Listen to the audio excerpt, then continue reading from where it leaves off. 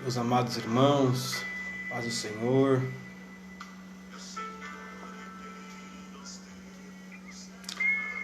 Paz do Senhor a todos que estão aí entrando nesse momento. Deus abençoe a todos. Nesse momento iremos aqui dar início à nossa aula da Escola Bíblica Dominical. Vamos aguardar aí os irmãos estarem entrando. Deus abençoe os irmãos aí presentes. Vá comentando, nos saudando, curtindo e também compartilhando. Que Deus abençoe a todos. Teremos aqui uma aula maravilhosa preparada para você nessa manhã de hoje, domingo, nessa escola bíblica. Estamos tratando acerca do livro de Salmos. Vai curtindo, vai compartilhando. Hoje iremos falar sobre os salmos messiânicos e salmos missionários. Você não pode perder. Você precisa estar conectado aí. Você precisa compartilhar para que Deus venha alcançar mais pessoas, para que o nome dele seja glorificado. Deus abençoe os irmãos, em nome de Jesus. Vamos aguardar somente mais um minutinho, os irmãos estarem entrando aí. E estaremos aí, em nome de Jesus, lecionando essa maravilhosa aula para você, em nome de Jesus. Deus abençoe nosso irmão Alisson, Deus abençoe meu irmão. Saudades. Deus abençoe a todos, em nome de Jesus. Maravilha, iremos falar hoje sobre os salmos messiânicos e salmos missionários. Você sabia que os salmos também testificam acerca de Jesus? Sabia também que os salmos nos impõem missão?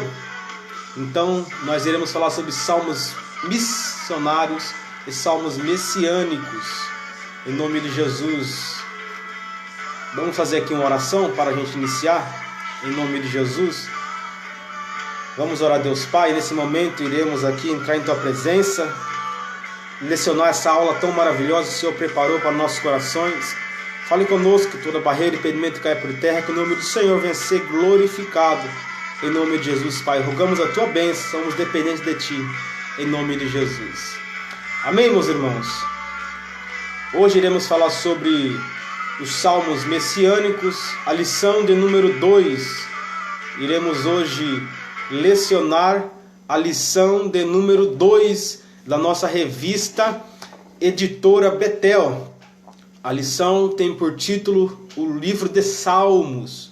Hoje a lição específica, a lição de número 2. Iremos falar sobre Jesus Cristo e missões no Salmo. Hoje iremos falar sobre Jesus Cristo e missões nos Salmos. Você que está nos assistindo aí, comente, compartilhe, nos salde aí nos seus comentários, em nome de Jesus. Vamos lá entrar na lição. Enquanto os irmãos vão entrando, vão passando por aí, a gente vai aqui dando abertura a essa escola bíblica. Lição de número 2, revista Editora Betel, que tem por tema essa aula de número 2, Jesus Cristo e missões nos Salmos. Vamos lá então, textuário dessa presente lição. O textuário se encontra lá em Salmo de número 22, versículo de número 1, que diz: Deus meu, por que me desamparaste?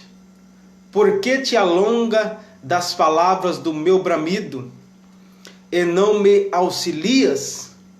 Salmo de número 22, também podemos conferir essas palavras ditas por Jesus lá em Marcos capítulo 15, versículo 34. Vamos lá, verdade aplicada. O comentarista da presente lição, da presente revista, ele diz: os salmos também testificam acerca de Jesus Cristo, sua obra esse é o plano divino de alcançar os povos para que todos o adorem. Olha só que interessante esse comentário do comentarista. Ele diz: os salmos também testificam acerca de Jesus. Como eu já falei na lição anterior e também vou tornar a falar nessa, nós vemos que os salmos é um livro ao qual testifica acerca de Jesus Cristo também. E nós vemos que os salmos, eles testificam acerca de Jesus, a sua obra. Qual é a obra de Jesus Cristo? Olha só, lá em Lucas capítulo de número 9, versículo de número 22, nós vamos encontrar acerca da obra de Jesus. Olha só, Lucas capítulo 9, versículo de número 22. A Bíblia nos diz, dizendo: é necessário que o Filho do Homem padeça muitas coisas, e seja rejeitado dos anciões e dos escribas, e seja morto, e ressuscite ao terceiro dia. Então essa era a obra de Jesus Cristo. Então os salmos testificam acerca da sua obra, Lucas 9, 22, e do seu plano divino. Qual que era o plano de Jesus Cristo? O plano divino, o plano de Deus. Lucas 19, versículo de número 10. Olha só, o plano divino elaborado por Deus, dado a Jesus Cristo. Lucas 19, 10, que diz, olha só, porque o Filho do Homem veio buscar e salvar o que se havia perdido. Este é o plano divino. Olha só, então os salmos testificam acerca de Jesus Cristo, a sua obra e o plano divino de alcançar povos para que todos o adorem. E esse é o propósito: alcançar os povos, alcançar a todos, para que esses então voltassem a adorar a Deus. Vamos lá então? Vamos entrar na lição de hoje. Lição de número 2, Jesus Cristo em missões. Quais são os objetivos desta presente lição? Lição de número 2, revista Editora Betel.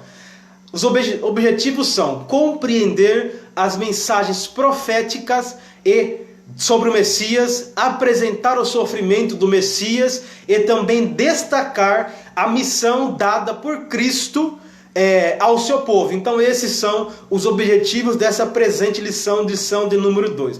Qual é o texto de referência que iremos usar para essa presente lição? O texto de referência é Salmo de número 2, versículo de número 1 ao 3, que diz: porque se amotilam as gentes e os povos imaginam coisas vãs, os reis da terra se levantam e os príncipes juntos se mancomunam contra o Senhor e contra o ungido, dizendo: rompamos as suas ataduras e sacudamos de nós as suas cordas. Também Salmo 22, versículo 27, outro texto de referência que diz: todos os limites da terra se lembrarão e se converterão ao Senhor, e todas as gerações das nações adorarão perante a tua face. E também o Salmo de número 110, versículo 1, que diz: disse o Senhor ao meu Senhor: assenta-te à minha mão direita, até que ponha os teus inimigos por escabelo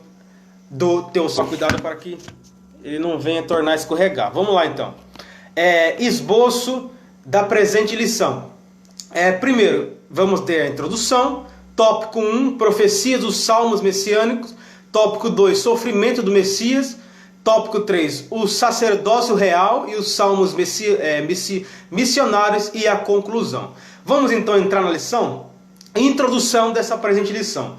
O comentarista disse: nesta lição estudaremos salmos messiânicos e missionários. Você que está me assistindo aí ou que irá me assistir, você já ouviu falar que os salmos nós encontramos neste salmos messiânicos e também salmos missionários?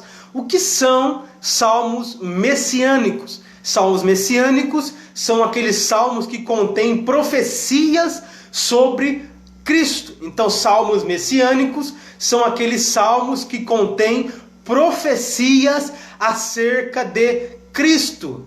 E salmos missionários, destacando que nós iremos destacar nesses salmos a mensagem profética, o sofrimento, o triunfo de Cristo e o propósito de Deus para todos os povos. Então esta é a introdução dessa aula. Iremos estudar sobre salmos messiânicos e salmos missionários. Nós vamos destacar aqui nesses salmos mensagem profética, o sofrimento, o triunfo de Cristo e o propósito de Deus para todos os povos.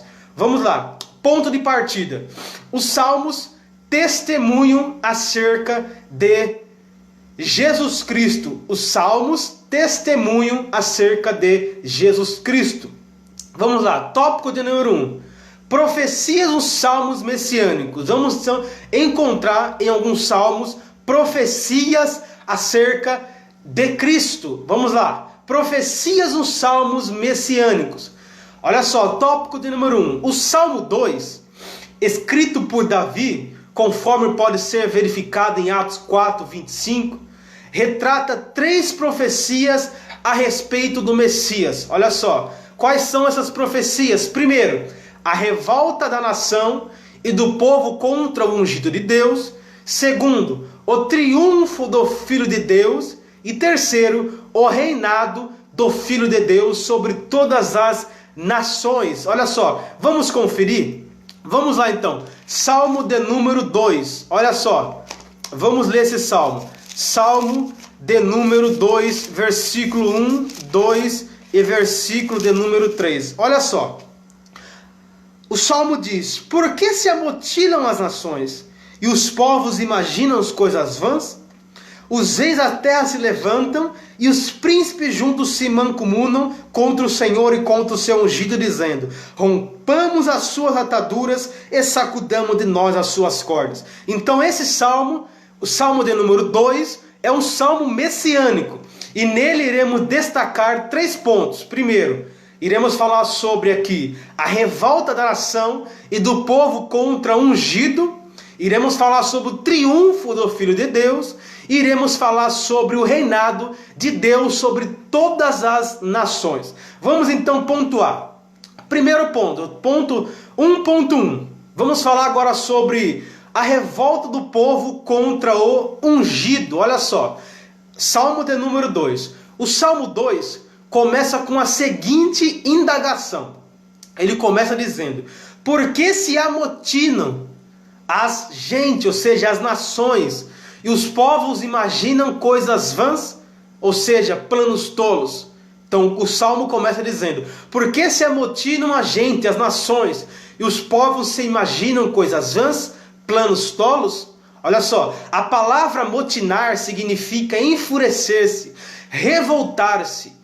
Olha só, então vamos então traduzir esse salmo. Ele está dizendo: por que se revoltam, por que se enfurecem as nações e os povos imaginam coisas vãs, planos tolos? Olha só, a revolta aqui não é apenas dos povos, dos reis, dos príncipes. Olha só, a revolta aqui ela é generalizada, independente da posição ou classe social do indivíduo. Essa revolta, a qual o Salmo 2, versículo 1 nos fala, é uma revolta generalizada.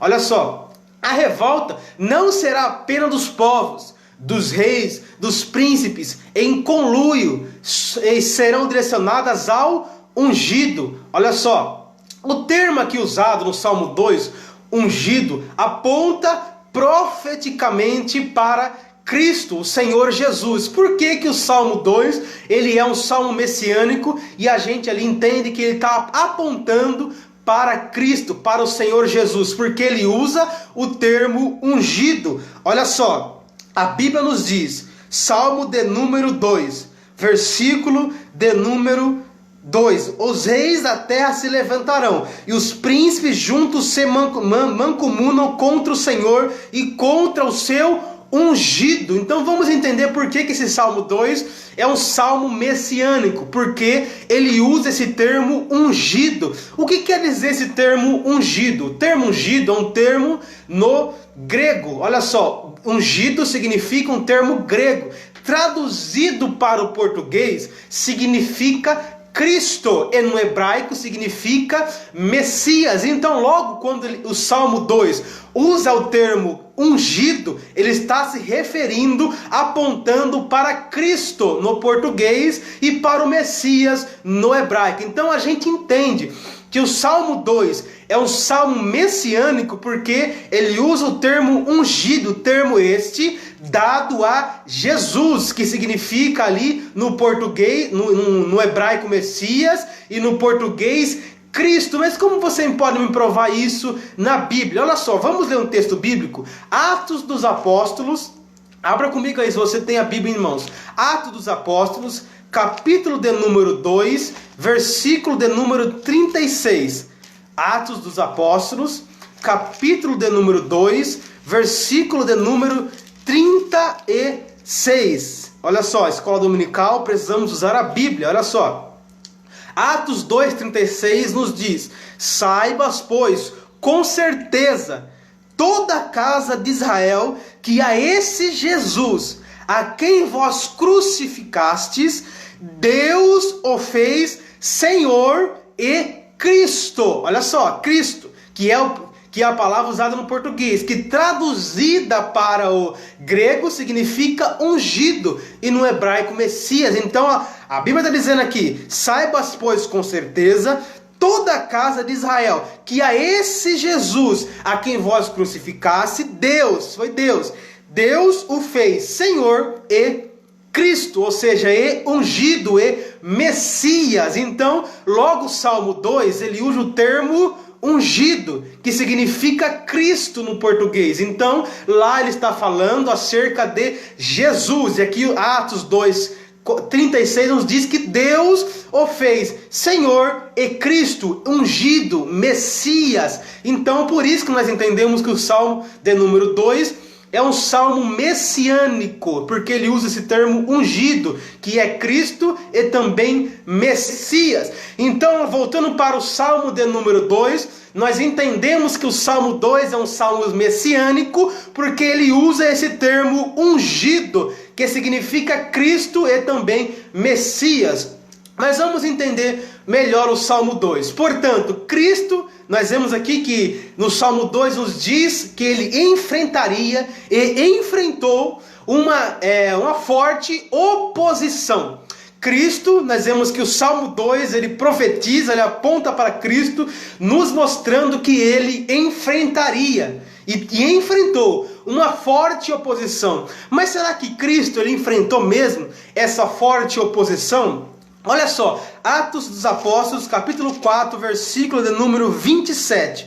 Olha só o que diz lá: porque verdadeiramente, Atos 4, 27 diz: porque verdadeiramente contra o teu santo Filho Jesus, que tu ungiste, se ajuntaram não só Herodes, mas Pôncio Pilatos e os gentios e os povos de Israel. Então nós vemos aqui que verdadeiramente Cristo, ele passou por essa afronta, ele foi ali afrontado, ele passou por essa terrível perseguição. Atos 4, 27 nos mostra: porque verdadeiramente contra o teu santo Filho Jesus, que tu ungiste, se ajuntaram não só Herodes, mas Pôncio Pilatos com os gentios e todo o povo em Israel. Então nós vemos que o Salmo 2, o Salmo messiânico, que contém uma mensagem profética acerca de Cristo, ele se cumpriu. Nós vemos lá que no Novo Testamento, nós vemos que os evangelhos, assim como Atos, vão ali mostrar que verdadeiramente Cristo passou por essa oposição, por essa perseguição. Olha só, portanto, Cristo enfrentaria e enfrentou uma forte oposição. Assim como houve uma perseguição a Cristo no contexto atual, ou seja, no contexto aqui, ao qual nós lemos em Atos 4, 27, também nos dias atuais é notória também a revolta. Assim como houve uma revolta na época de Cristo contra ele, uma perseguição, nos dias em que estamos vivendo, nos dias atuais, nós vemos que também é notória essa perseguição, essa revolta, a mesma revolta que houve contra Cristo naquele tempo, a qual o Salmo 2 nos aponta, nos profetiza e se cumpre em Cristo. Essa mesma revolta, ela também é notória nos dias em que estamos vivendo. Por quê? Porque hoje nós vemos governos, nós vemos grupos, comunidades se levantando também contra Cristo. Aí você me diz: mas Cristo não morreu? Cristo não está aqui na terra mais. E como é que você me diz que o governo, os grupos, os povos, comunidades estão perseguindo Cristo ainda da mesma forma qual perseguiu antes? Olha só, vamos entender isso então. Nós entendemos que o ataque direto aos valores cristãos, ou seja, a morte, a tortura contra os missionários, são exemplos claros da revolta contra Cristo. Ou seja, nós vemos que hoje em dia o governo, grupos, povos, comunidades, Muitos estão se levantando para quê? Para atacar os valores cristãos, para querer mudar a nossa cultura, para querer mudar os nossos hábitos, nossos bons costumes, aplicando em nós coisas mundanas. Nós vemos que a perseguição hoje é notória, é grande, é terrível, contra os nossos valores, querendo inverter os mesmos. Nós vemos que a mídia tem usado aí, das redes sociais, dos meios de comunicação, da televisão, de todos os meios, para quê? Atacar a igreja, atacar os nossos valores, os nossos princípios. Isso é afronta. Isso é a mesma coisa que fizeram com Cristo. Por quê? Porque atacando a igreja, está atacando a Cristo. Olha só, então um ataque direto aos valores cristãos, como morte, tortura, querer mudar os nossos valores e princípios, são exemplos claros da revolta contra Cristo. Por quê? Porque é bem verdade que essa revolta do governo, dos povos, dos grupos, das comunidades, essa perseguição não está direcionada a nós, a mim e a você que são igrejas. Essa revolta não está direcionada a nós. Está direcionada a quem então? Olha só, é bem verdade que essa revolta não está, essa perseguição não está direcionada a nós, igreja, mas a Cristo. Por quê? Porque Ele é o dono da igreja. Pois quem persegue a igreja está perseguindo a Cristo. Por isso que eu digo que quando a pessoa persegue a igreja, seja governo, seja povos, grupos, comunidades, seita, seja quem for, quando a pessoa persegue a igreja, ela está automaticamente perseguindo a Cristo. Não pense você que quando a pessoa começa a perseguir a igreja, está te perseguindo, não. Não estão perseguindo eu e você, estão perseguindo ao dono da igreja, estão perseguindo a Cristo. Olha só, mas como você me prova isso na Bíblia? Vamos ler um texto bíblico? Atos dos Apóstolos, capítulo de número 9, versículo de número 3 a 5. Olha só o que a Bíblia diz. E indo quem? Paulo, Saulo. E indo no caminho, aconteceu que, chegando perto de Damasco, subitamente o cercou um resplendor de luz do céu. Versículo 4. E caindo em terra, ouviu uma voz que lhe dizia... O que essa voz dizia a Saulo? Saulo, Saulo, por que me persegue? E ele disse, quem és, Senhor? E disse o Senhor, eu sou Jesus, a quem tu persegues. Duro é para ti recalcitrar contra os aguilhões. Agora eu pergunto para você que está me assistindo ou que irá me assistir.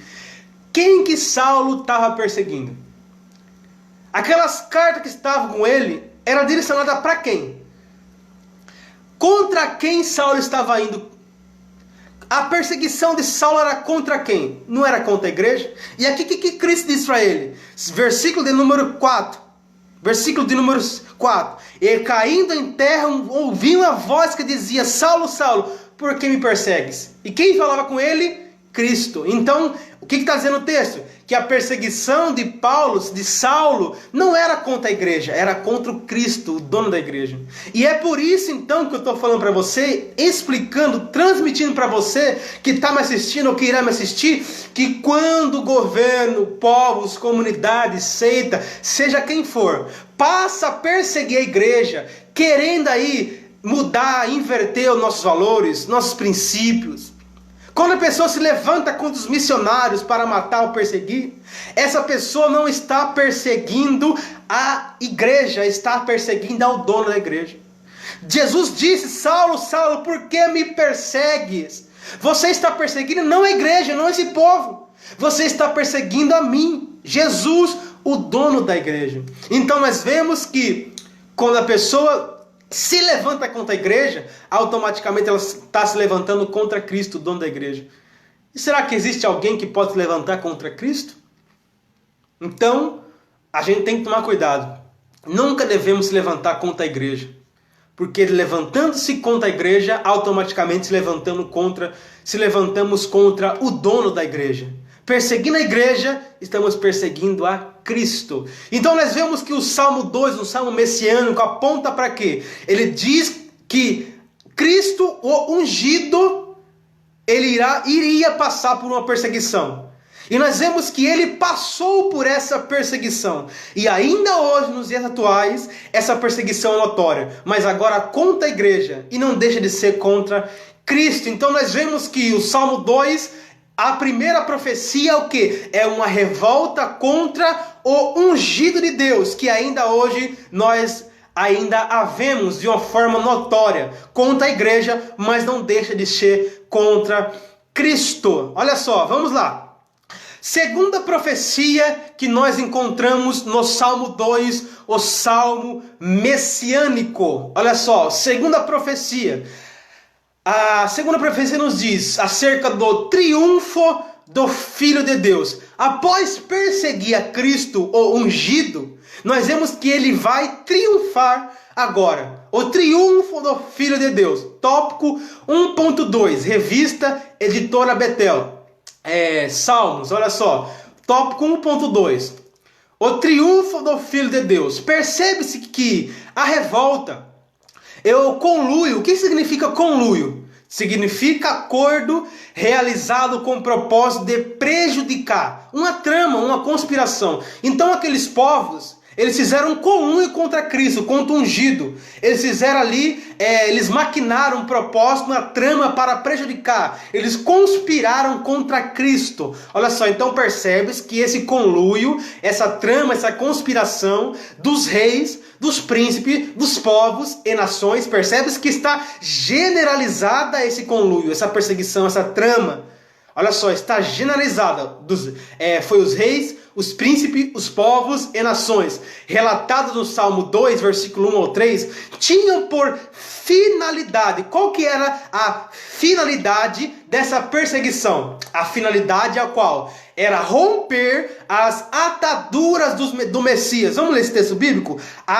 Salmo 2, olha só, vamos lá conferir na Bíblia. Salmo 2, versículo de número 3. Olha só, o Salmo diz: rompamos as suas ataduras e sacudamos de nós as suas cordas. Olha só, então o propósito, a finalidade dessa perseguição contra o ungido, contra Cristo, foi o quê? Foi romper as ataduras do Messias. Olha só, ele diz: rompamos, ou seja, removamos as ataduras e cordas. Salmo 2, versículo 3. Olha só, vamos entender isso. Então, eles não queriam o domínio e o poder sobre... Então, eles não queriam o domínio e o poder de Cristo sobre eles.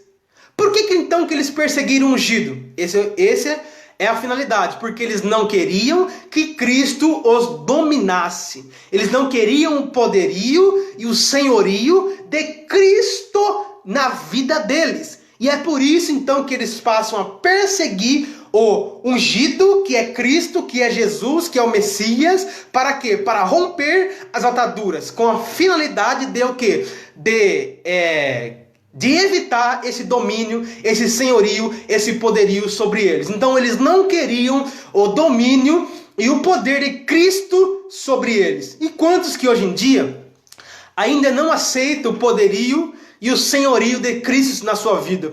A pessoa diz, aplicando essa palavra nos nossos dias, a pessoa não aceita o poder e o senhorio de Cristo na sua vida. É aquela pessoa que faz o que quer, vai para onde quer, fala o que quer, pensa o que quer. É a pessoa ali que não aceita o poderio e o senhorio de Cristo na sua vida. É a pessoa que está vivendo a vida rompendo as ataduras. A mesma coisa que fizeram contra Cristo. Perseguiram Cristo para quê? Para não aceitar que ele os dominasse. Para não aceitar o poderio e o senhorio de Cristo. É por isso que as pessoas perseguem também a igreja.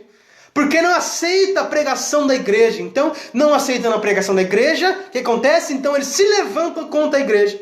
Porque eles não aceitam o poderio, o senhorio de Cristo sobre eles. Então, como eles não aceitam, eles passam a perseguir a igreja de Cristo. E é isso que fizeram. Eles perseguiram a igreja, perseguiram a Cristo para romper as suas ataduras, para não aceitar o seu domínio sobre eles. Olha só, o texto retrata para aqueles que não se submetem ao senhorio de Jesus Cristo. Contudo, o texto informa que o conluio, ou seja, aquela trama, aquela conspiração e revolta não subsistirão, pois o Messias triunfará. E como cumprimento, ele triunfou. E continua triunfando ainda hoje. Olha só, então eles perseguiram Cristo. O Salmo 2, Salmo messiânico, nos aponta para Cristo e nos diz que eles perseguiram Cristo. E nós vemos o cumprimento no Novo Testamento. Nós vemos que Cristo foi perseguido. Mas qual que era a finalidade dessa perseguição? Romper as suas ataduras, não aceitar o seu domínio, não aceitar o seu poderio, não aceitar o seu senhorio. Mas sabe o que é interessante? Que eles não conseguiram subsistir. Eles não subsistirão. Por quê? Porque Cristo triunfou.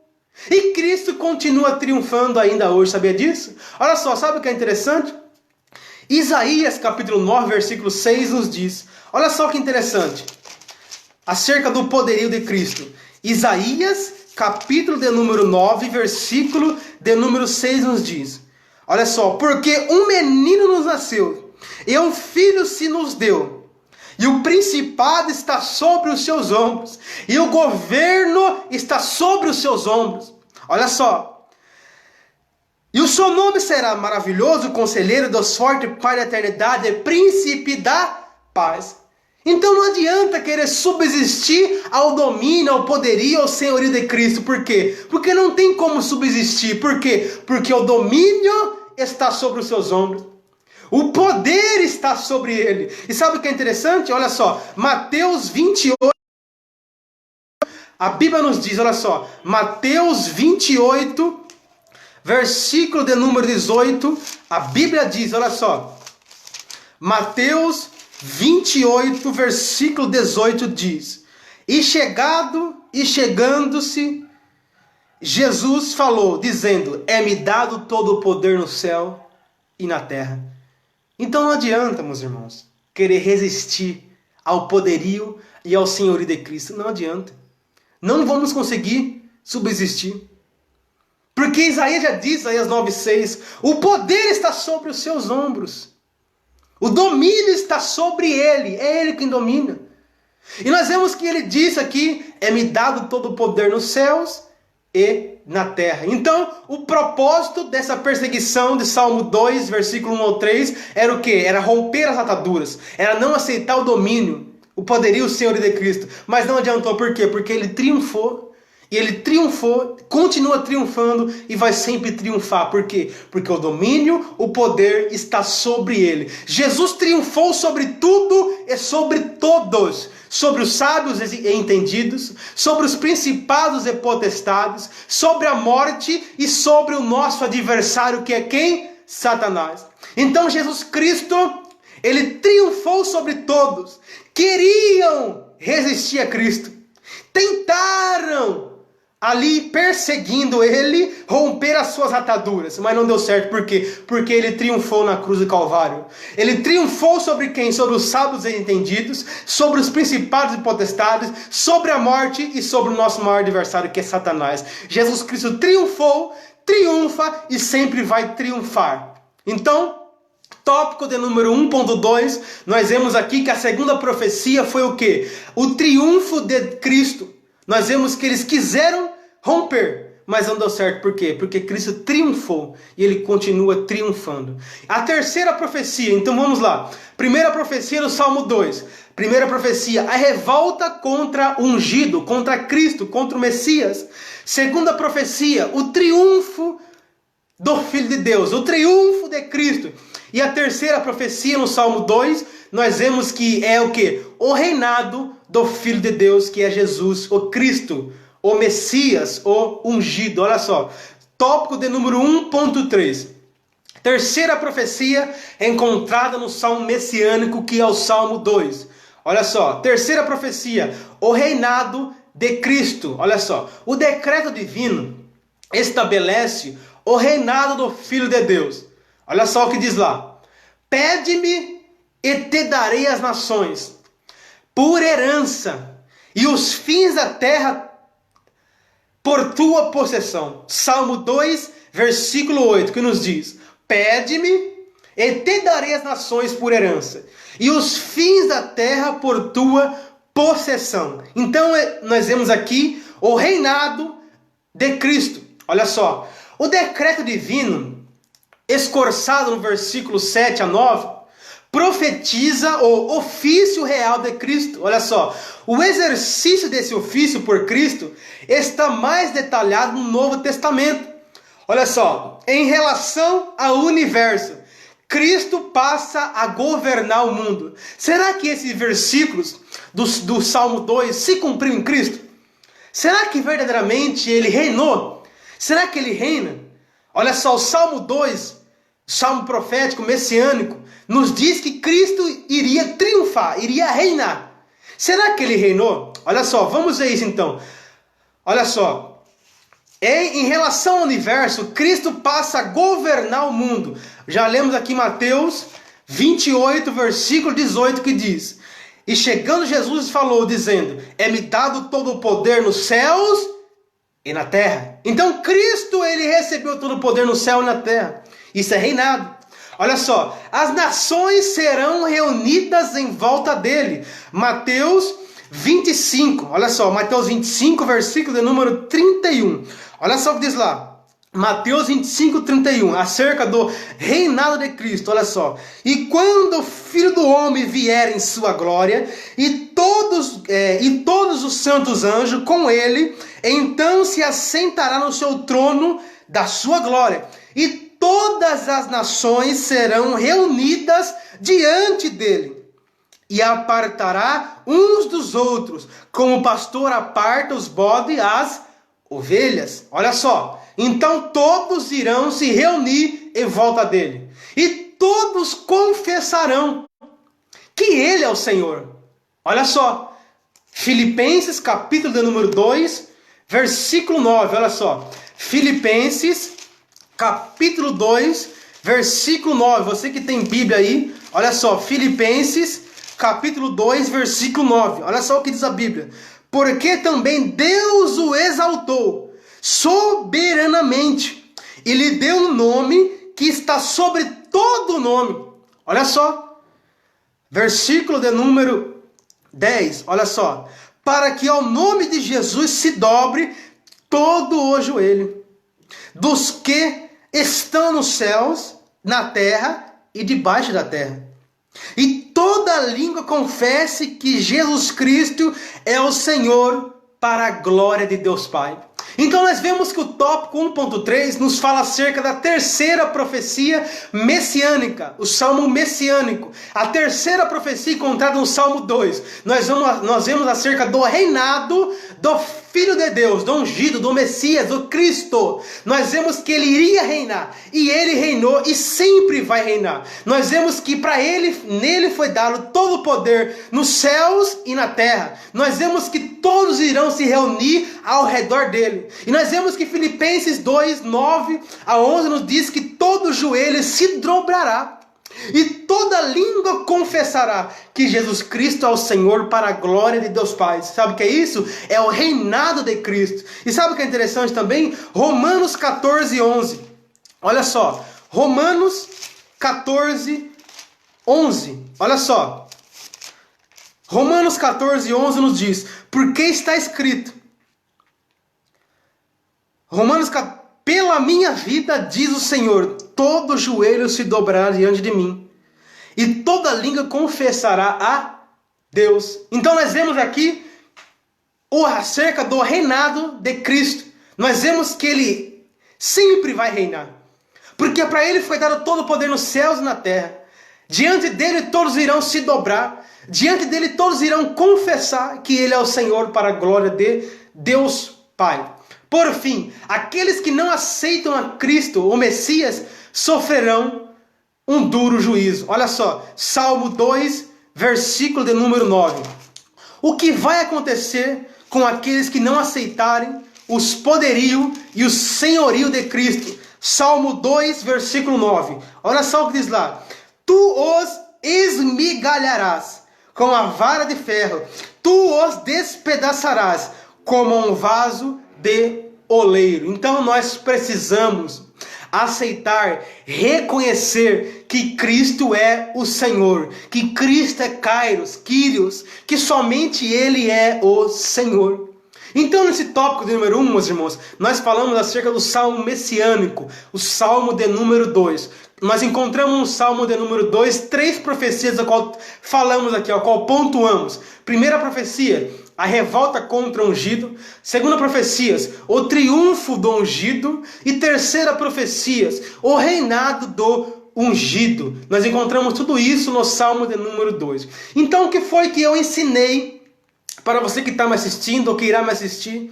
No tópico de número 1, eu ensinei que o Salmo 2 retrata três profecias a respeito do Messias: a revolta do povo contra o ungido, o triunfo do Filho de Deus, do ungido, e o reinado do Filho de Deus, do ungido.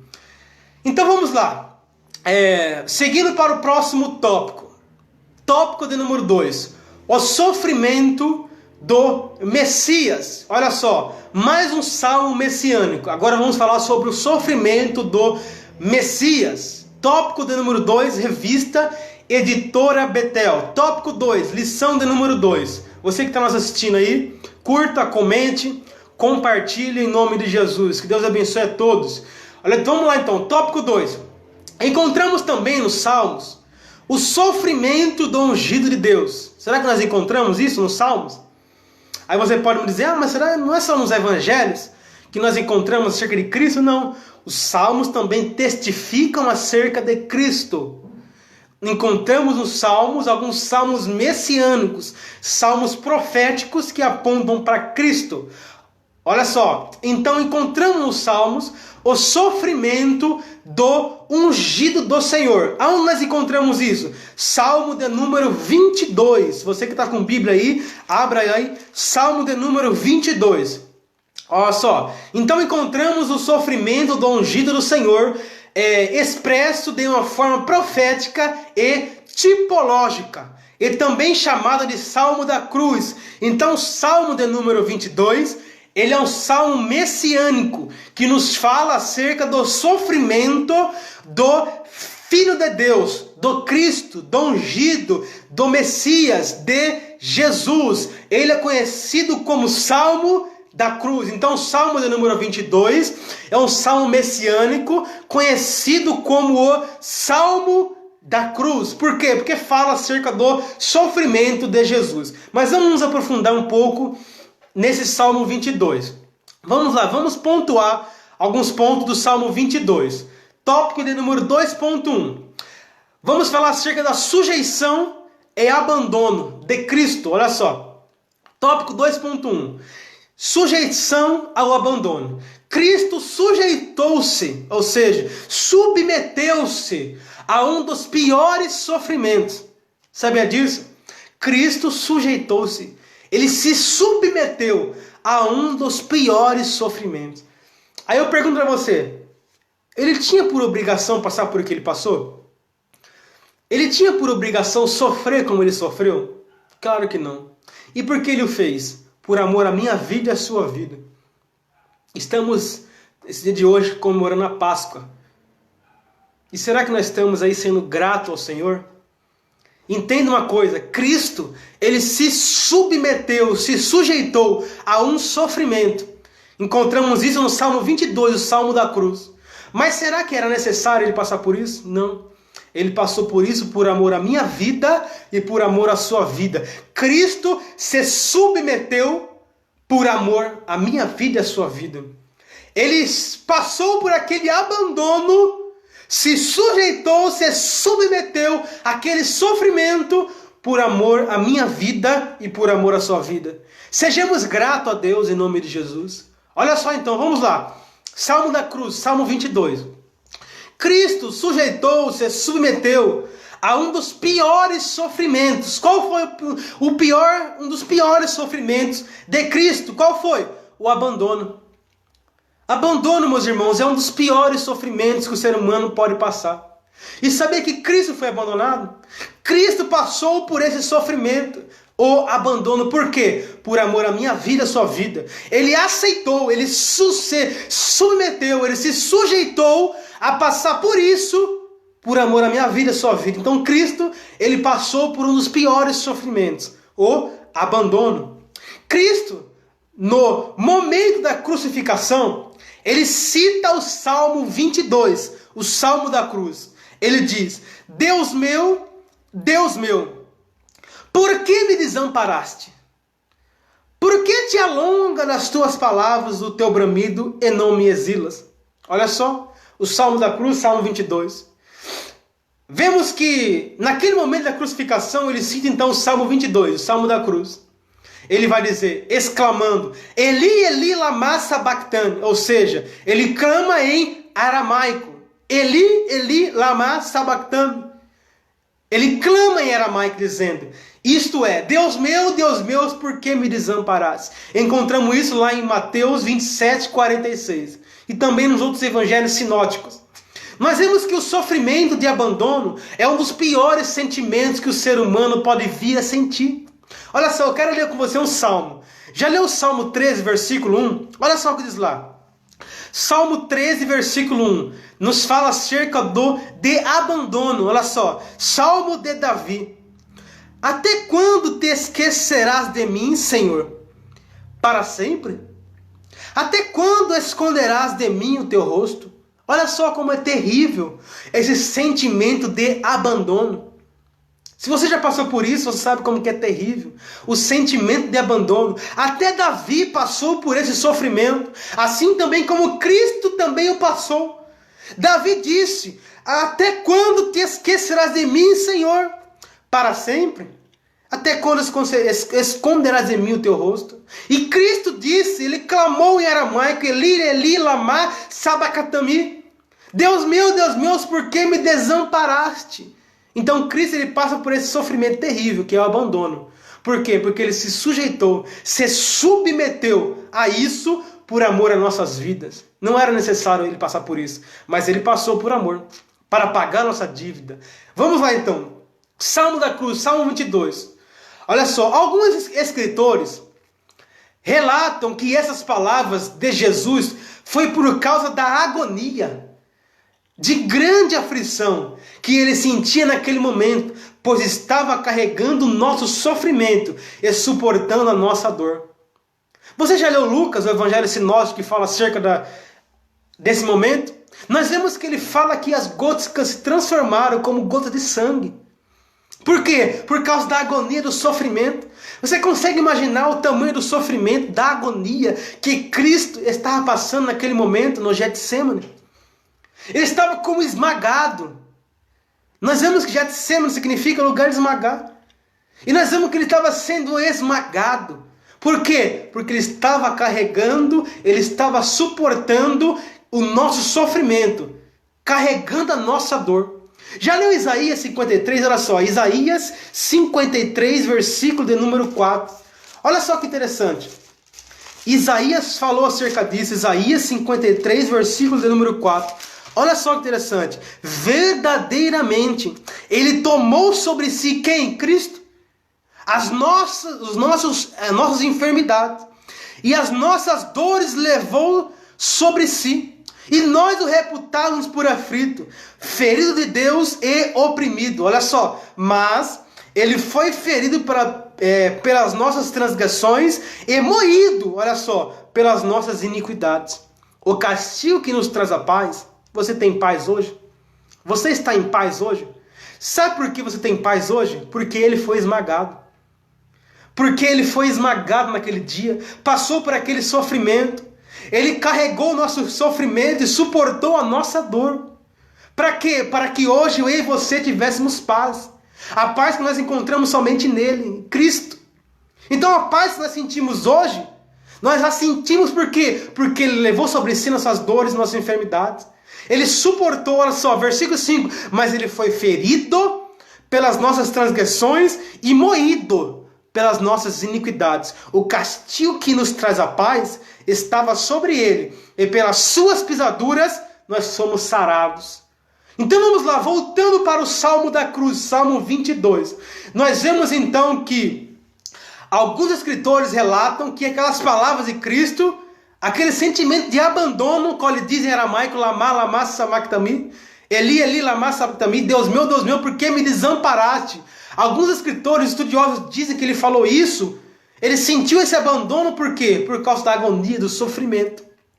E nós vemos que Cristo, ele abre mão da sua glória. Sabia disso? Que Cristo, ele abriu mão da sua glória para passar por isso?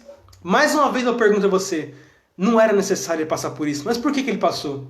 Por que ele submeteu-se a isso? A algo tão terrível, por amor à minha vida e por amor à sua vida.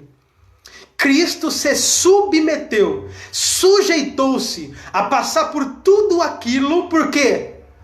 Por amor à minha vida e à sua vida. Ele esvaziou-se de si, ele deixou a sua glória para se submeter, se sujeitar a isso. Me prova isso, olha só, vamos para a Bíblia. Filipenses capítulo de número 2, versículo de número 5. Olha só o que Paulo escreveu aos Filipenses. Filipenses capítulo de número 2.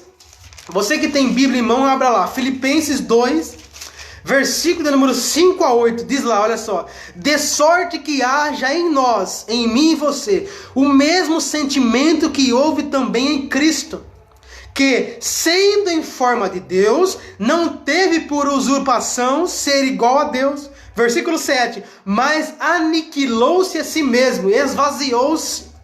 Olha só, versículo 7. Tomando a forma de servo. Ele deixou a glória, ele era Senhor, mas se tornou servo. Olha só, ele se esvaziou, se aniquilou-se, tomando forma de servo, fazendo-se semelhante aos homens. Ele fez tudo isso, ele se submeteu, se sujeitou a isso, deixou a sua glória, ele era Senhor, mas se tornou servo, para nos servir, para morrer por amor à minha vida e à sua vida. Olha só, Salmo 22, Salmo da cruz. Para aceitar a punição, ele deixou a sua glória, ele se esvaziou para quê? Para aceitar a punição. Qual punição? Olha só, Romanos capítulo 6, versículo de número 23, olha só, qual que era a punição que Cristo aceitou? Romanos 6, versículo de número 23, que diz, olha só, Romanos capítulo 6, versículo de número 23, que diz, mas vejo nos meus membros outra lei, olha só, que batalha contra a lei no meu entendimento. Romanos 6, versículo número 23, olha só, porque o salário do pecado é a morte, mas o dom gratuito de Deus é a vida eterna, por Cristo Jesus nosso Senhor. Então, o salário do pecado era a morte. E quem pecou? Quem pecou foi o homem. Quem pecou foi Adão, que nos representa. Então, Cristo aceitou esse castigo, essa punição, morrer, porque o salário do pecado era a morte. Ele deixou a sua glória, se esvaziou, aceitou a punição da morte. Olha só, que deveria ser aplicado aos homens, a mim e a você, pois o pecado faz separação entre Deus e o homem. Isaías 59, Deus. O pecado faz separação entre Deus e o homem. Estávamos distantes de Deus por causa do pecado. Cristo nos resgatou da maldição da lei, fazendo-se maldição por nós. Gálatas 3, versículo 13, nos diz que Cristo aceitou passar por aquele momento. Cristo nos resgatou da maldição da lei, fazendo-se o que? Maldição por nós. Gálatas 3,13. Ou seja, Cristo foi o nosso sacrifício vicário. Cristo foi o nosso sacrifício vicário. O nosso sacrifício expiatório. Olha só, o nosso sacrifício por propiciação. Ele foi o nosso sacrifício dado em substituição. Mas como assim sacrifício dado em substituição? Você lembra daquele momento ao qual Cristo está ali perante Pilatos? E ali a multidão gritava, crucificam. A Bíblia diz que naquele momento era costume ali, daquele momento da festa, soltar um preso. E havia dois homens ali. Quem tinha lá? Cristo e Barrabás. Um era para ser solto. E ali ele começa a perguntar, quem vocês querem que solte? Em outras palavras, o que eles gritavam? Solta Barrabás, em outras palavras, e crucificam. Ou seja, Barrabás simboliza nós, tipifica nós. Nós somos Barrabás. Era para nós morrer. Barrabás que era o pecador. Barrabás que errou, que transgrediu a lei, que fez coisas erradas. mas Cristo foi no seu lugar. Isso é sacrifício por propiciação, sacrifício expiatório. Ele foi o nosso sacrifício de substituição. Era para mim e você morrer. O salário do pecado é a morte. Nós devíamos pagar, mas Cristo pagou por nós. Ele foi no meu lugar, ele foi no seu lugar. Ele passou por esse sentimento de abandono. Deus meu, por que me desamparaste? Por quê? Por que ele sujeitou-se a isso? Por amor à minha vida e por amor à sua vida. Então nós vemos ali o exemplo de Cristo e Barrabás. Barrabás era para ser morto, mas Cristo foi no seu lugar. Cristo foi no meu lugar. Cristo foi no seu lugar. Sejamos gratos a Ele em nome de Jesus. Cristo aceitou passar pela sujeição do abandono por amor à minha vida e à sua vida. Salmo da cruz, Salmo de número 22. Nos fala que Cristo aceitou passar por aquele momento de abandono por amor à minha vida e por amor à sua vida. Vamos lá então. Ainda no Salmo da cruz, Salmo 22, nós estamos falando acerca dos salmos messiânicos. Falamos do Salmo 2, agora estamos no Salmo de número 22. Você que está nos assistindo aí, comenta, compartilha no Salde. Que Deus abençoe nosso irmão Raimundo, nosso irmão Adelso, nosso irmão Maica, nossa irmã Pâmela. Deus abençoe a todos. Vamos lá, segundo tópico, tópico 2.2. Nós encontramos no Salmo da cruz também zombaria e desprezo. Olha só, Salmo da cruz, Salmo 22, versículo 6, ressalta: mas eu sou verme, e não homem, opróbrio dos homens e desprezado do povo. Na versão, nova tradução, linguagem de hoje, você encontra esse versículo, olha só. Tão desfigurado que nem parecia um ser humano. Isaías 52, 14.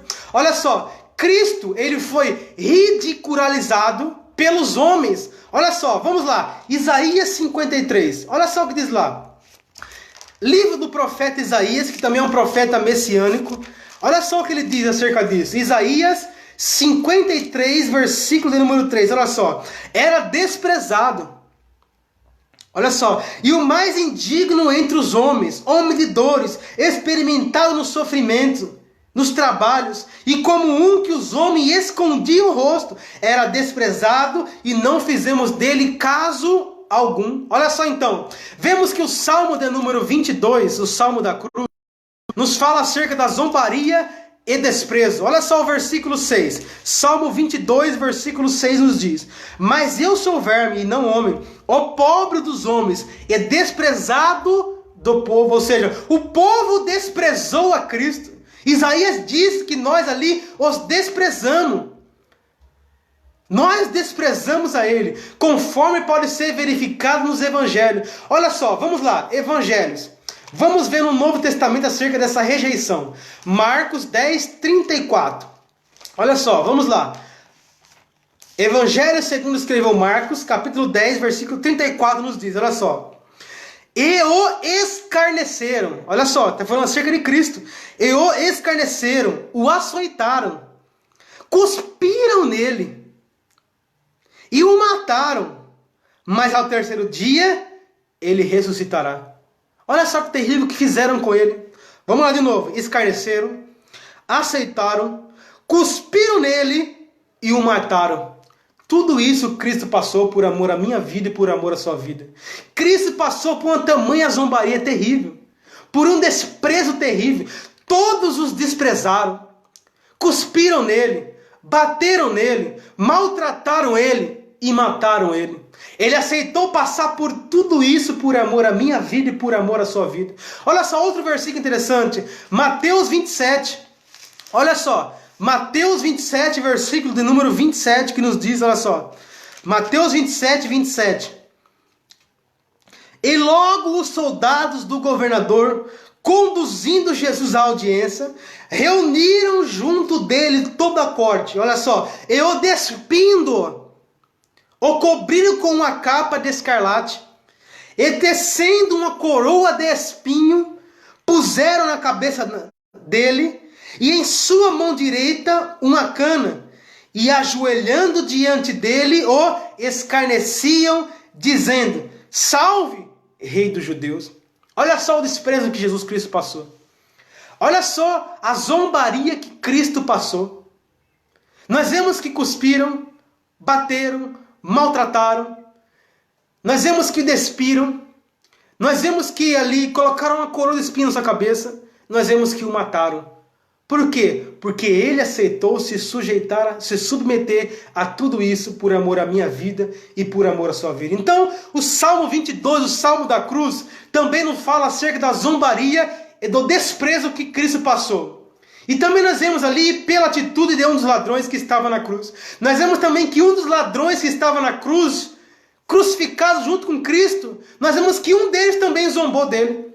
Então, Cristo passou por muitas afrontas, por muito sofrimento, por muito desprezo. Olha só, outro ponto também interessante no Salmo da Cruz, Salmo 22. Sabe o que é interessante? Nós falamos aqui que Jesus passou pela sujeição do abandono. Jesus ali se sentiu abandonado. Nós vemos que zombaram e desprezaram Jesus. Mas sabe o que é mais interessante de tudo isso?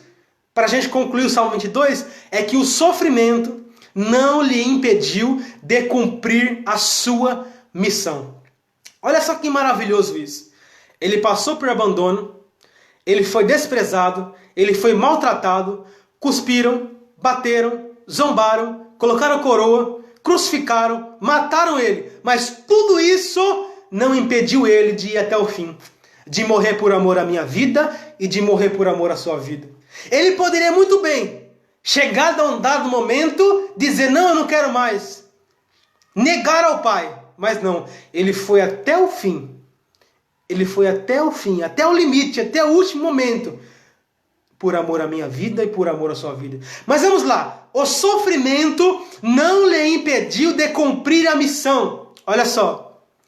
O verso 22, Salmo 22, versículo 22, dá início a uma declaração pública de alguém que não deixará de anunciar e louvar o nome de Deus. Nós vemos que o sofrimento, o desprezo, as afrontas não conseguiram impedir o ungido, Cristo, Messias, Jesus Cristo, de cumprir a sua missão. Olha só, eu quero ler com você um versículo, Hebreus 12, versículo 2.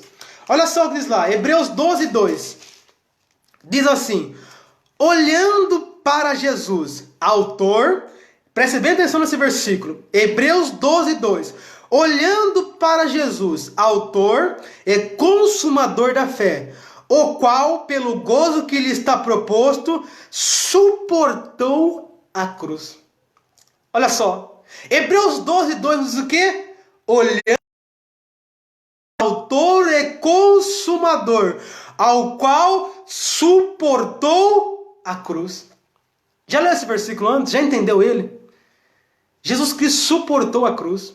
Ele suportou tudo aquilo que o sofrimento, o abandono, o desprezo. Ele suportou a cruz. Ele foi até o fim. Tudo que ele passou, nada o impediu de ir até o fim. Ele foi até o fim. Ele morreu por amor à minha vida e morreu por amor à sua vida. Sabe o que é interessante? Aplicando essa palavra nos dias de hoje, Cristo passou por um terrível sofrimento, mas ele suportou e foi até o fim, não negou. Ele resistiu. E nós? Às vezes nós passamos por provações e nós, às vezes, negamos a Cristo. Exemplo bíblico. Nós vemos lá que Pedro, o que diz lá? Pedro ali, ele negou a Cristo. Nós vemos que assim como Pedro negou, nós também negamos. Nós também o abandonamos.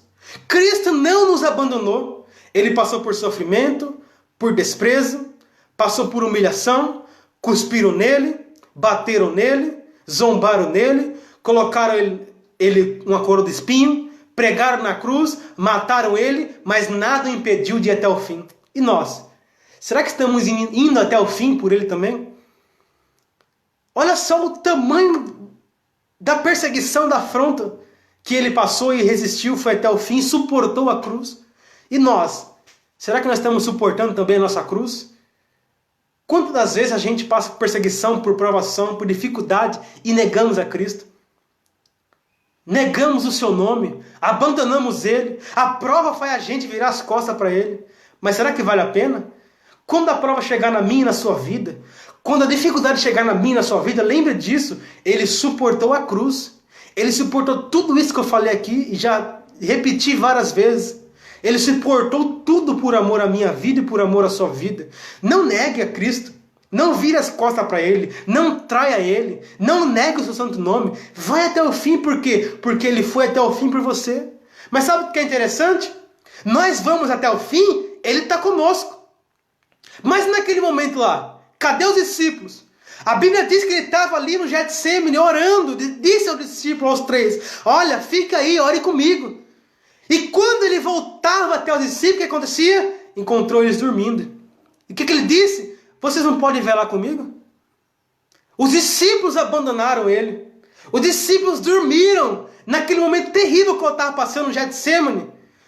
Mas hoje nós estamos passando por momentos difíceis. Mas assim como os discípulos abandonaram ele, ele não nos abandona. Ele passou por sofrimento, abandono, e os discípulos o deixaram sozinho. Mas nós não. Nós passamos por momentos difíceis, de perseguição, mas nós nunca estamos sozinhos. Por quê? Porque Ele está conosco. Nós o abandonamos, mas Ele não abandona a gente. Ele não nos abandona. Ele está conosco. Então, não deixe Cristo. Não abandone Ele. Não vire as costas. Não negue a Ele. Olha só, Cristo foi até o fim. O sofrimento não impediu Ele de cumprir a sua missão. Sabe o que é interessante? É Isaías 53:11. Olha só, abra comigo, você que está assistindo aí, você que irá assistir. Isaías, capítulo de número 53, versículo de número 11. Olha só que versículo maravilhoso. Esse versículo é para glorificar a Deus. Isaías 53, versículo de número 11. Olha só. Isaías 53:11 diz: o trabalho da sua alma Ele verá e ficará satisfeito. Isaías 53, versículo 11, a parte A. Olha só, o trabalho da sua alma Ele verá e ficará satisfeito. Sabe por que ele foi até o fim? Porque hoje ele vê que valeu a pena. Hoje ele vê o trabalho da sua alma. Hoje ele olha para a terra e encontra em mim e a você um povo que o adora em espírito e em verdade. Sabe o que ele diz lá dos céus? Lá do lado direito de Deus, lá da destra do Pai, sentado no trono, sabe o que ele diz? Hoje, sabe o que ele fala agora? Valeu a pena todo aquele sofrimento. Valeu a pena ser cuspido, maltratado, zombado, receber uma coroa de espinho, ser crucificado. Valeu a pena. Por que valeu a pena? Porque há um povo na terra que me adora hoje. Há um povo que tem paz hoje. Há um povo que me glorifica hoje. Há um povo que está assistindo essa live e crê nas minhas palavras. Há um povo que me adora em espírito e em verdade. Hoje ele olha para o trabalho da sua alma e se encontra satisfeito no seu trono da glória, na destra do Pai. Então, meus irmãos, todo esse sofrimento não o impediu de ir até o fim. E todo esse sofrimento valeu a pena para ele. Por quê? Porque hoje ele vê o trabalho da sua alma e se encontra satisfeito. Dá para glorificar Deus por isso? Hoje ele se encontra satisfeito.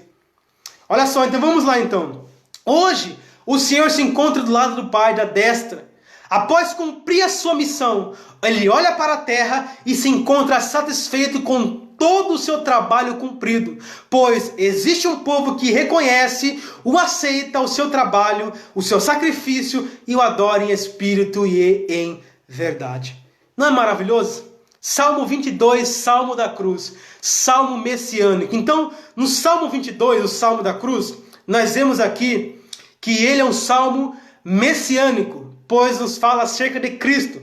Nós vemos aqui a sujeição de Cristo ao abandono. Ele se submeteu, se sujeitou ao abandono. Nós vemos ali que zombaram, desprezaram ele, mas nós vemos que tudo isso aí não impediu ele de ir até o fim. Ele foi até o fim. Ele morreu, ele ressuscitou e hoje ele está satisfeito com o seu trabalho, com tudo o que ele fez, com a sua missão. Então, esses são os pontos a serem destacados no Salmo de número 22. Vamos lá, o que eu ensinei no Salmo 22, o Salmo da Cruz, Salmo messiânico? Eu ensinei que o sofrimento do ungido do Senhor é expresso de forma profética e tipológica no Salmo 22, o Salmo da Cruz. Amém, meus irmãos? Esse foi o tópico de número 2. Que Deus abençoe os irmãos que estão aí nos assistindo. Vamos agora para o tópico de número 3, último tópico dessa lição. Estamos aqui falando acerca da lição de número 2 da presente revista, tá? Editora Betel, que tem como título Salmos. Essa presente lição é a lição de número 2. Estamos falando acerca dos salmos messiânicos. O que são salmos messiânicos? Salmos a qual contém profecias acerca de Cristo. Falamos aqui no tópico 1 sobre o Salmo 2. Falamos no tópico 2 sobre o Salmo 22. E agora a gente vai falar no tópico 3 sobre o Salmo de número... os Salmos de número 2, 22, 67, 110 e 117. Tópico de número 3. O sacerdócio real e os salmos missionários. Agora vamos falar sobre salmos missionários. Olha só. Tópico de número 3. Diretamente relacionados à pessoa e característica de Cristo. Compete observarmos que o Salmo 67, olha só, Salmo de número 67, olha só, que o Salmo 67 estabelece um dever missionário. Qual é o dever que o Salmo 67 nos estabelece? O Salmo 67 também é um salmo missionário, olha só. O Salmo 67 nos estabelece um dever missionário. Qual é o dever missionário que o Salmo 67 nos estabelece? Vamos aprender, vamos entender agora.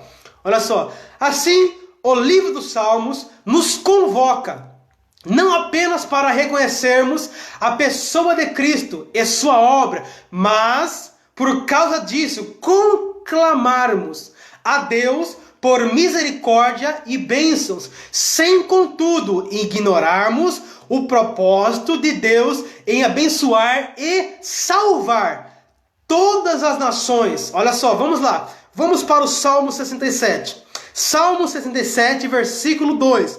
O salmista disse, olha só, Salmo 67, versículo 1. Deus, tenha de misericórdia de nós e nos abençoe, e faça resplandecer o seu rosto sobre nós, para que se conheça na terra o teu caminho, e em todas as nações a tua salvação. Vamos entender isso, vamos pontuar esse salmo. O texto do Salmo 67, versículo 2, revela esse propósito. Qual o propósito? Para que? O verso menciona dois pontos, dois termos, caminho e salvação. O Salmo 67, versículo 2, nos mostra dois termos, dois pontos a destacarmos. Primeiro, caminho, e segundo, salvação. Vamos entender isso. O Salmo 67 é um salmo missionário. Nele encontramos o salmista rogando a bênção de Deus. Versículo 1. No versículo 1, ele roga a bênção de Deus e a sua manifestação. O que ele fala? Senhor, manifesta-nos a tua face. Olha só, Salmo 67. Tenha misericórdia de nós e nos abençoe e faça resplandecer o teu rosto sobre nós. Então, ele roga a bênção do Senhor. Para quê? Para que assim ele anuncie na terra o teu caminho. Aí eu pergunto a você, qual o caminho que nós devemos anunciar? Olha só, o Salmo 67, Salmo missionário, nele encontramos o salmista rogando a bênção de Deus, rogando a sua manifestação. Para quê? Para que ele anunciasse na terra o seu caminho. Qual o caminho? Nós vemos que esse caminho é o que nós encontramos em João 14, versículo de número 6. João, Evangelho 14, versículo de número 6. A Bíblia diz, João 14, 6. A Bíblia diz, olha só, Evangelho, João 14, 6. Disse Jesus, eu sou o caminho, olha só, caminho. Estamos falando acerca de caminho. Jesus disse, eu sou o caminho, a verdade e a vida. Ninguém vê ao Pai por mim. Então Jesus é o caminho. Eu sou o caminho. Jesus é o caminho. O salmista diz, Senhor, Tenha misericórdia em nós. Manifesta a tua glória em nós. Para quê? Para que nós anunciamos o caminho. Para que nós anunciamos a Cristo. Olha só. Esse caminho é o mesmo caminho que nós encontramos em Mateus capítulo 7, versículo 13 e 14. Qual o caminho? O caminho da porta estreita. Esse é o caminho que nós devemos anunciar. O caminho da porta estreita. Por quê? Porque não adianta, meus irmãos, a gente pregar o evangelho de porta larga. O evangelho que muitos têm pregado nos dias de hoje. Qual que é o evangelho de porta larga? Venha como estás e fique como estás. Porque não importa a sua alma, o que importa é, entendeu? O financeiro. O que importa é você estar aqui para encher a igreja. Não importa se você tem mudança ou não, se você anda em santidade ou não. O importa o quê? É você vir todos os cultos, estar apresentando os cultos, para que a igreja esteja cheia e para que a contribuição seja boa. Esse é o evangelho que muitos têm pregado. Evangelho de porta larga, mas não é esse caminho que nós devemos anunciar. Não é esse evangelho que nós devemos pregar. E qual que é? O evangelho de porta estreita. É venha como estás, mas mude. É andar em santidade. É largar o pecado. É largar a bebida. É largar o cigarro. Largar o adultério. Largar a fornicação. Não é você vir como está e continuar, não. É você ter um encontro com Cristo e ser transformado. Esse é o evangelho. Esse é o caminho que nós devemos pregar. Porque Cristo disse, eu sou o caminho, a verdade e a vida. Ninguém vê o Pai por mim. E nós vamos o que ele disse também? E conhecereis a verdade, e a verdade vos libertará. Nós precisamos anunciar a verdade. Pregar a verdade. O evangelho genuíno. O evangelho que transforma. O evangelho que traz vida. O evangelho que vivifica. E conhecereis a verdade. E a verdade, o evangelho, o caminho, Jesus, o verbo, vos libertará. Então, meus irmãos, o Salmo de número 67 é um salmo missionário. É um salmo que o salmista diz, Senhor, manifesta a tua misericórdia, tenha misericórdia de nós, manifesta a tua glória, para que nós na terra anunciemos o teu caminho. Salmo 67, versículo de número 2. E assim todos alcancem a salvação. Então, Salmo 67 nos fala acerca de caminho e salvação. Primeiro, anunciar o caminho. Para quê? Para que todos alcancem a salvação. Então o evangelho não é somente para alguns. O evangelho, a salvação, não é específica a um grupo de pessoas. Evangelho não é os escolhidos. Evangelho não é os predestinados. Olha só, o salmista disse, Salmo 67, versículo de número 2. Salmo 67, versículo de número 2. Olha só o que diz lá. Vamos ler esse versículo de novo. Para que conheça na terra o teu caminho, e em todas as nações a tua salvação. Então salvação não é para alguns. Não é específica a um grupo de pessoas. Não é para os predestinados. É para todas as nações. Está entendendo isso? Alguns dizem, não, o evangelho é somente para os predestinados. Cristo só veio para alguns. Não, Cristo veio para todos. Não é para os predestinados, é para todos quanto o aceitarem. Então nós vemos, voltando aqui, o Salmo 67 é um salmo missionário. Nele fala caminho, acerca de caminho e de salvação. Para nós anunciarmos o caminho e para que todos alcancem a salvação. Olha só então, nós vemos então que, olha só, Romanos 10, versículo 9 nos diz, olha só, carta de Paulo, capítulo de número 10, versículo de número 9, nos diz, carta de Paulo aos Romanos 10, 9, diz, a saber, se com a tua boca confessar ao Senhor Jesus Cristo, e em teu coração crer que Deus o ressuscitou dos mortos, será salvo. Essa é a nossa missão, anunciar o caminho para que todos venham alcançar a salvação. Olha só, então vamos lá. Há uma interessante sequência. Somos abençoados, nós somos abençoados para que a vontade de Deus e a sua salvação também seja conhecida por todas as nações, e assim o Senhor será adorado por todos os povos. Amém? Então, Salmo 67, mais uma vez, é um salmo missionário. É um salmo que nos fala de caminho e de salvação. Senhor, tenha de misericórdia de nós. Manifesta a tua glória. Resplandeça a tua glória em nossas vidas. Para quê? Para que na terra a gente anuncie o teu caminho e para que todos alcancem a salvação. Para que todos quanto o aceite. Mas o importante qual que é? O importante é nós, eu e você, anunciar o caminho. Para que eles venham ali alcançar a salvação. Uns vão querer, outros não, é um fato.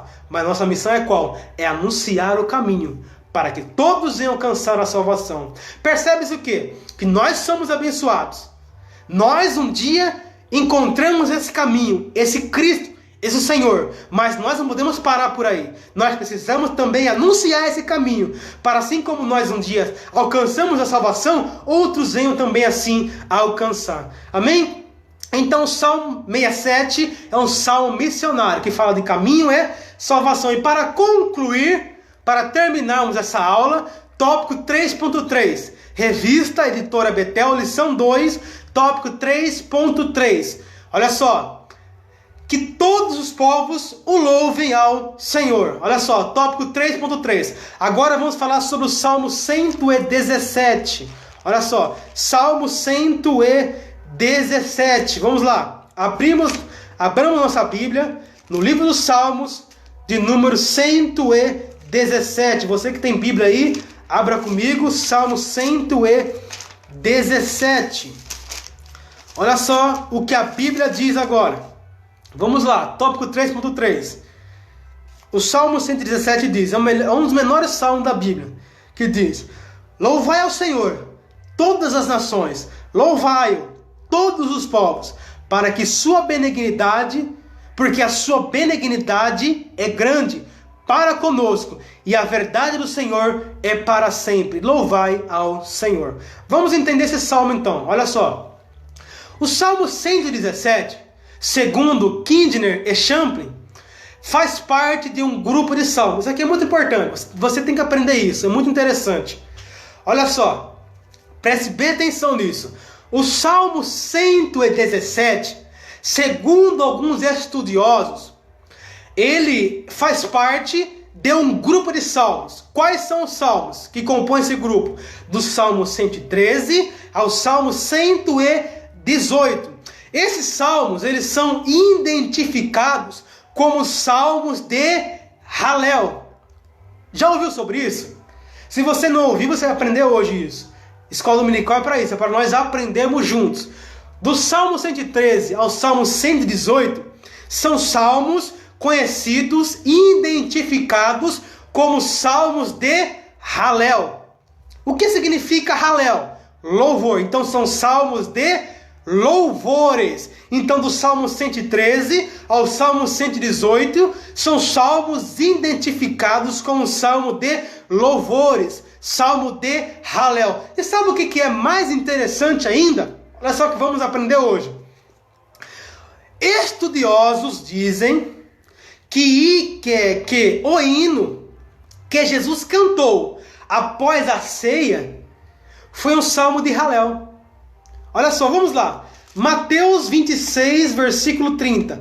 Olha só que interessante isso. Talvez você não sabia disso, mas vai aprender hoje. Salmo 26, 30. Sabia que Cristo cantou um hino? E qual hino que ele cantou? Acredita-se, estudiosos dizem que ele cantou o seguinte hino. Olha só, mas vamos lá. Salmo 26, Mateus capítulo 26, versículo 30. Olha só o que diz lá. E tendo cantado um hino, Jesus, os discípulos. Versículo 30, Mateus 26, 30. E tendo cantado um hino, saíram para o Monte das Oliveiras. Mas qual que foi esse hino que ele cantou? Já parou para pensar nisso? Estudiosos dizem que nesse momento Jesus cantou um salmo de Halel. Sabia disso? Por isso que é bom escola dominical. Acredita-se, estudiosos eles acreditam que Jesus cantou aqui, após a ceia, um salmo de Halel. Um dos salmos do grupo do Salmo 113 ao Salmo 118. Jesus, após a ceia, antes de ir para o Monte das Oliveiras, ele cantou um salmo de Halel. Um dos salmos, do 113 ao 118. Interessante, né? Olha só, mas vamos voltar aqui para a aula. Olha só, o Salmo 117, o salmo de Halel, é um dos menores de todos os salmos. Contudo, é um chamado universal. Não é porque ele é o menor que ele é o menos importante, não. O Salmo 117 é um dos mais importantes. Por quê? Porque ele nos convoca, ele faz uma convocação universal. E qual que é a convocação? Olha só, que todos nós devemos louvar ao Senhor. Olha só, Salmo de número 117, olha só, Salmo de número 117. Qual que é a convocação que ele faz? Olha só, louvai ao Senhor, todas as nações, louvai-o, todos os povos. Por quê? Porque a sua benignidade é grande para conosco e a verdade do Senhor é para sempre. Louvai ao Senhor. Então, Salmo 117, embora ele seja um dos menores, mas é um dos mais importantes. Por quê? Porque ele faz uma das maiores convocações universal para todos os povos. Louvar ao Senhor. Olha só, o Salmo 117 é o menor de todos, contudo é um chamado universal. Todas as nações, todos os povos, todos devemos louvar ao Senhor, independente da raça, da tribo, da língua ou nação. Tudo que tem fôlego, faça o quê? Louve ao Senhor. Salmo 150, versículo de número 6. O que diz lá? O último salmo e o último versículo. Tudo que tem fôlego, louve ao Senhor. Louvai ao Senhor. Essa é a convocação. Olha só que interessante. Mas por quê? Mas por que eu devo louvar ao Senhor? Talvez você me faça essa pergunta. Mas irmão, por que eu tenho que louvar a Deus? Será que temos motivo para isso? Você que está mais assistindo aí, eu que irá mais assistir. Será que nós temos motivo para louvar a Deus? Pensa aí comigo. Eu tenho motivo? Você tem motivo para louvarmos a Deus? Claro que temos. E quais são os motivos? Vamos destacar alguns. São 2 motivos apresentados no Salmo de número 117. Vamos lá. Voltando para o Salmo 117. 2 motivos que o salmista, no Salmo 117, nos mostra o porquê devemos louvar a Deus. 2 motivos. Quais são? Salmo 117. 2 motivos. Primeiro, ele fala de benignidade e segundo, de verdade. Olha só, Salmo 117, versículo 2. Por que eu devo louvar a Deus? 2 motivos. Por quê? Porque a sua benignidade é grande para conosco. Primeiro motivo, benignidade. Segundo motivo, olha só. E a verdade do Senhor é para sempre. Olha só, 2 motivos. Benignidade e verdade. Porque a sua benignidade dura para sempre. E por quê? Segundo motivo, porque a sua verdade, ela é para sempre. 2 motivos. Olha só, benignidade e verdade. Algumas traduções, você encontra as seguintes palavras. Por sua misericórdia, ou seja, o seu amor é grande para conosco e a sua fidelidade dura para sempre. Então, 2 motivos que o salmista nos mostra ao qual devemos louvar a Deus. 2 motivos, 2 palavras que ele usa: benignidade e verdade, ou misericórdia, amor e fidelidade. A ênfase desse salmo recai sobre o caráter de Deus. Deus de amor e fiel. Olha só, o apóstolo Paulo citou este salmo ao discorrer sobre o fato de Cristo ter nos recebido, enfatizando aos gentios. Você sabia que Paulo, ele recitou esse salmo lá em Romanos 15, 11? Olha só, carta de Paulo aos Romanos, capítulo 15, versículo de número 11. Olha só, Romanos 15, 11. Olha só, Paulo recitou o Salmo de número 117, Romanos 15, versículo 11. Olha só o que ele disse. Romanos 15, 11. Nos diz, olha só. Romanos, capítulo 15, versículo 11. Diz assim: e outra vez, alegrai-vos, gentios, com o seu povo. Versículo 11. E outra vez, louvai ao Senhor, todos os gentios, e celebrai todos os povos. Olha só, o próprio apóstolo Paulo recitou o Salmo 117, versículo. Olha só, e outra vez, louvai ao Senhor, todos os gentios, e celebrai todos os povos. Então, meus irmãos, o Salmo de número 117 é uma convocação universal.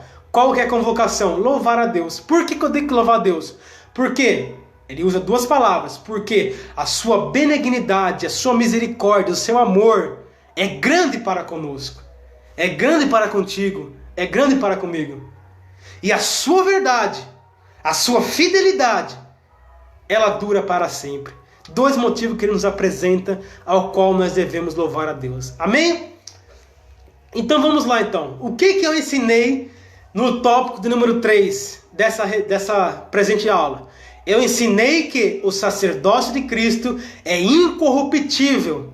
Que o livro dos Salmos nos convoca a conhecermos a Jesus e a sua obra. E que o Salmo 117 retrata o amor e a fidelidade de Deus em um chamado universal, que é o que? Louvai ao Senhor. Amém? Conclusão para a gente terminar. Conclusão. Louvemos a Deus por seu amor e fidelidade, bem como por seu plano redentor executado por intermédio de Jesus Cristo. E cumpramos com fidelidade e no poder do Espírito Santo a missão de anunciarmos a salvação até os confins da terra, para a glória de Deus. Amém, meus irmãos? Então essa foi a lição de número 2 da revista Editora Betel. Falamos aqui sobre Jesus Cristo e missões no Salmo. Eu espero que você tenha aprendido um pouco. Eu aprendi com essa lição e eu espero que você tenha aprendido. Que Deus te abençoe você, meu amado irmão, minha amada irmã que esteve conosco aí, ou que irá assistir depois, porque esse vídeo, essa live vai ficar salva. Então, que você venha aí curtir, comentar, compartilhar, que Deus abençoe. Foi muito bom estar com você nessa aula de hoje. Que Deus abençoe a todos os